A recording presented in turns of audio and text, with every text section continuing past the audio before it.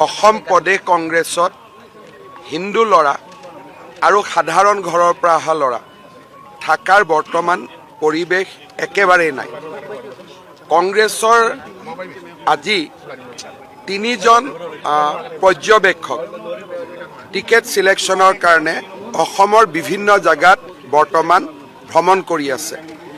ইমৰান মাছুদ, সপ্তগুৰি উল্কা আৰু এগৰাকী, আৰু 3জনৰ লগতে তেওঁলোকে কাক দিছে। এজনৰ লগত দিছে ৰেকিবুদ্দিন আহমেদ, এজনৰ লগত দিছে আব্দুল ৰহিম, আৰু এজনৰ লগত দিছে আমাৰ লাহৰীঘাটৰ বিধায়ক আসিফ নজৰ।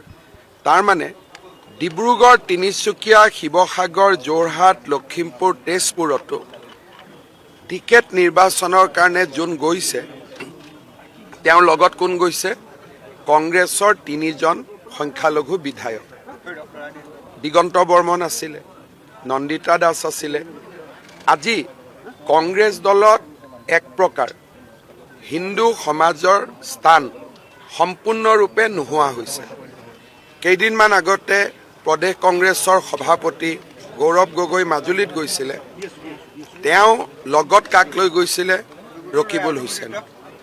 অৰ্থাৎ কংগ্ৰেছ দলত হিন্দু মানুহ আৰু অলপমান যাৰ ব্যক্তিত্ব আছে, অলপমান যোনে নিজৰ ধৰ্মটোক এতিয়াও মৰম কৰে, সন্মান কৰে, তেওঁলোক কংগ্ৰেছ দলৰ ভিতৰ চৰাত থাকিব নোৱাৰে।